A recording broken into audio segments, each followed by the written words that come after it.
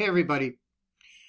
I've already introduced P.I.E. paragraphs in my lecture on Doc Tyndall's Miracle Cure for Writing Woes, but in that lecture I mainly focused on the importance of a thesis statement.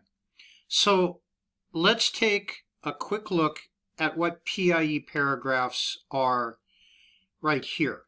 And one easy illustration of what they look like is given right here.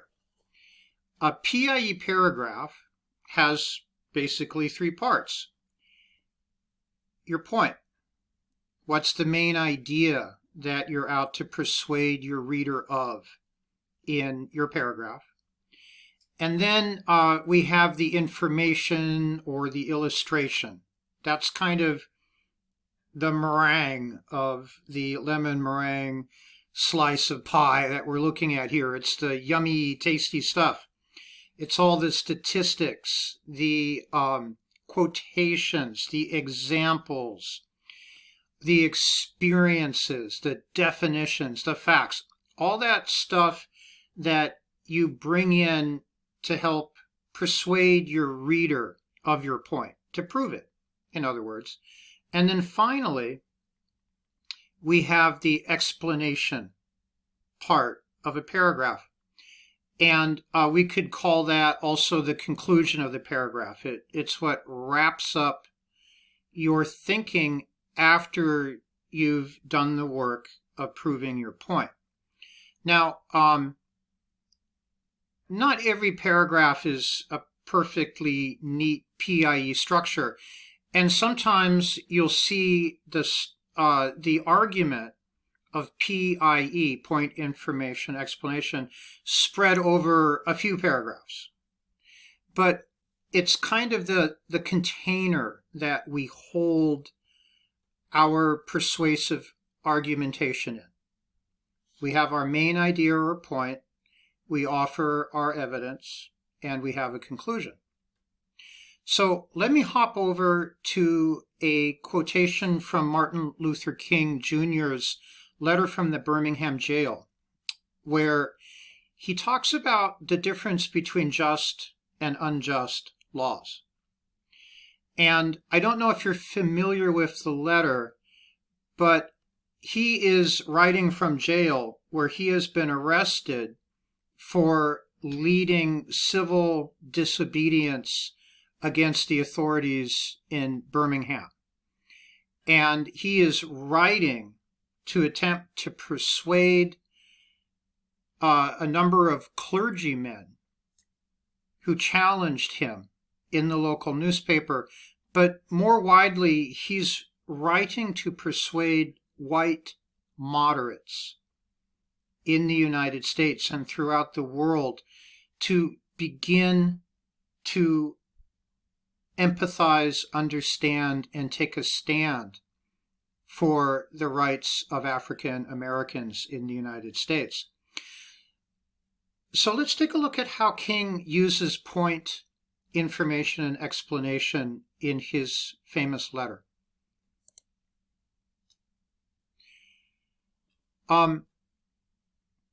So again, the title is A Letter from the Birmingham Jail. You can find it on the internet, and you may have it in the course that you're taking.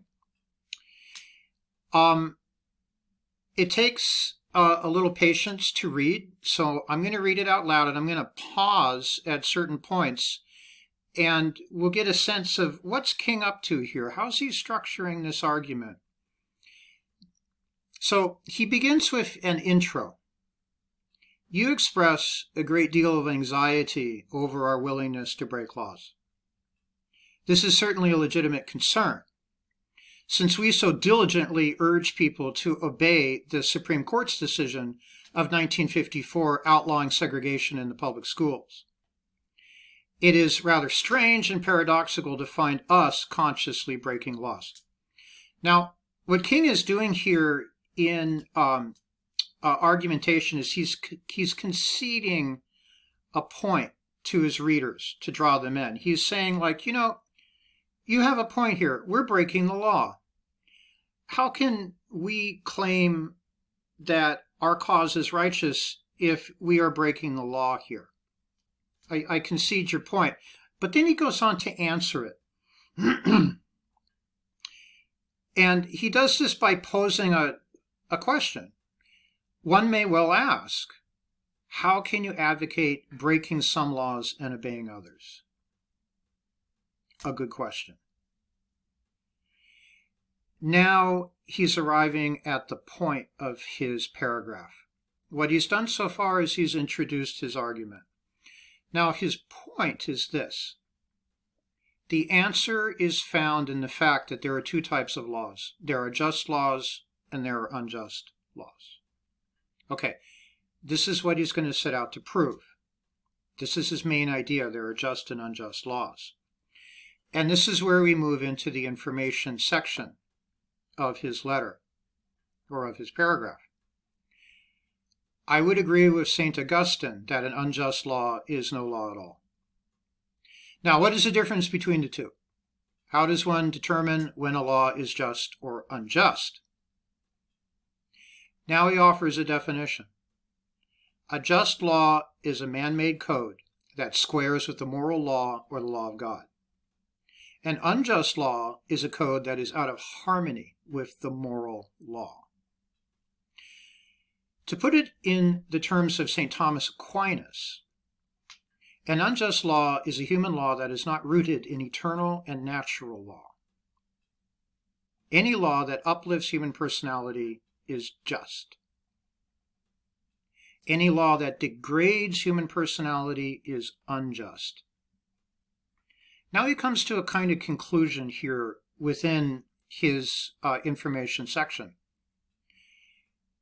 All segregation statutes are unjust because segregation distorts the soul and damages the personality.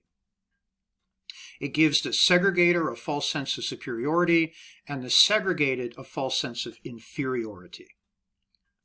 To use the words of Martin Buber, the great Jewish philosopher, segregation substitutes an I-it relationship for the I-thou relationship and ends up relegating persons to the status of things.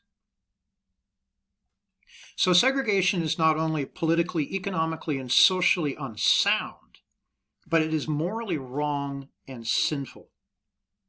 Paul Tillich has said that sin is separation. So now he's offering a definition of what sin is. And it's an interesting definition, isn't it? Paul Tillich has said that sin is separation. Isn't segregation an existential expression of man's tragic separation? An expression of his awful estrangement, his terrible sinfulness? Now, King quoted a lot of authorities here, didn't he? St. Augustine, St. Thomas Aquinas, Martin Buber, Paul Tillich. And in doing that, he's giving a lot of authority, gravitas, a lot of depth to his discussion by offering quotations that show that, hey, this isn't just me saying this. I'm standing on the shoulders of giants. That's how quotations are used most effectively in a P.I.E. paragraph and in an argument in general. Now we come to King's conclusion, his explanation conclusion, as I call it. And again, he's going back to his original introduction. Yeah, how can we go about breaking the laws of Birmingham and advocating people do that when we're simultaneously saying you should follow the Supreme Court's decision outlawing segregation? How can we justify doing that? And so King comes full circle, and he concludes saying, so I can urge men to obey the 1954 decision of the Supreme Court because it is morally right. And I can urge them to disobey segregation ordinances because they are morally wrong. Okay, thank you for listening.